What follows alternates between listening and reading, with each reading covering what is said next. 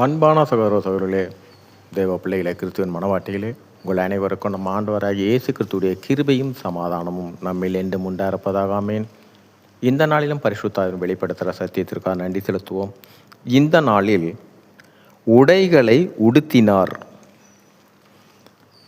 இந்த காரியத்தை குறித்து இந்த நாள் ஆவியான வெளிப்படுத்துகிறார். சரி, இந்த நாட்களில் நியாயப்பிரமாணம், கிருபையின் பிரமாணம், இந்த இரண்டு வித பிரமாணங்களினுடைய கிரிகைகள் எவ்வாறாவது அது கிரிகையில் வெளிப்படுகிறது என்பது இதுக்குள்ளான ஆழமான காரியத்தை தான் ஆவியான வெளிப்படுத்துகிறார்.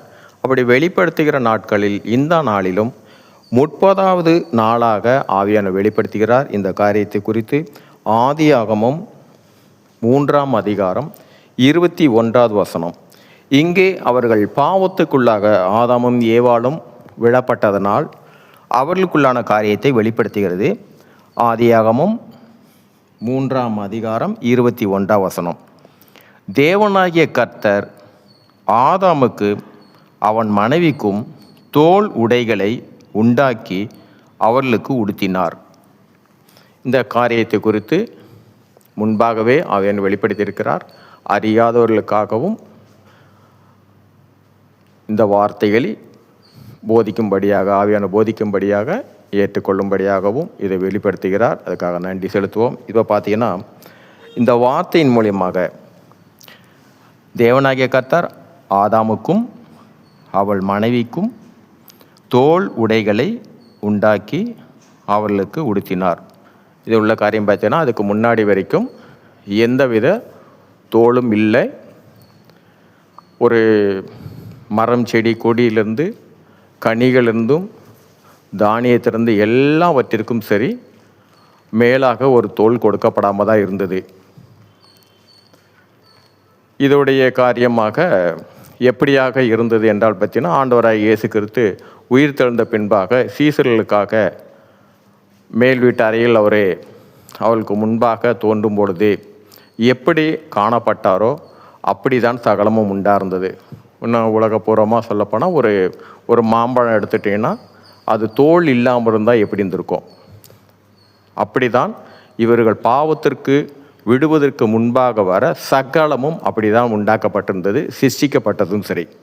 ஆனால் இவர்களுடைய காரியத்தின் மூலமாகத்தான் இந்த காரியத்தின் மூலமாக தோல் உடைகள் என்பது வேறு ஒன்றும் இல்லை, நம்ம உடம்பு மேலே இருக்கிற இந்த தோல் தான் அப்பொழுது தேவன் உண்டாக்கி உடுத்தினார். இதன் மூலியமாக தான் சிருஷ்டிக்கப்பட்டதற்கு எல்லாமே அடையாளம் எதுவாக கொடுக்கப்பட்டதென்றால் இந்த தோல். இது என்ன, இந்த உலகத்திற்கு அடையாளமாக.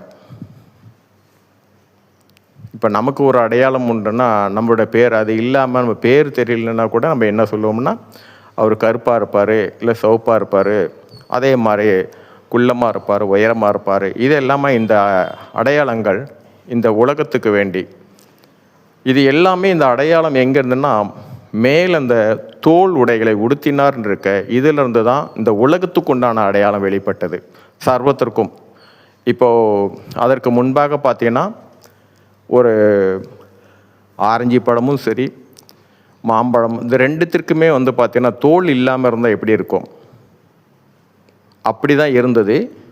இப்போ பார்த்தீங்கன்னா இதுக்கு அடையாளம் எங்கே, அது தோலை வைத்து தான் அது ஆரஞ்சு பழமாகவும் மாம்பழமாகவும் நம்ம எப்படி அறிந்து கொள்கிறோம் என்றால் இந்த உலகத்தில் உள்ள காரியத்தின்படி வெளிப்படுத்தினால தான், அதிலிருந்து தான் இந்த காரியம் முழுவதுமாக தோள்கள் உண்டாக்கப்பட்டது. பாவத்தின் கிரிகையின் மூலமாக இந்த உலகத்திற்கு ஒரு அடையாளமாக. சரி, இந்த நாளில் ஆவியான வெளிப்படுத்தின சத்தியத்திற்காக நன்றி செலுத்துவோம். இந்த காரியத்தின் மூலம் எல்லாவற்றிலும் மூவரிலும் ஒருவராக இருக்க தேவனே, உம்முடைய ஒருவருடைய நாமத்துக்கு மகிமை உண்டாவதாக. ஆமென்.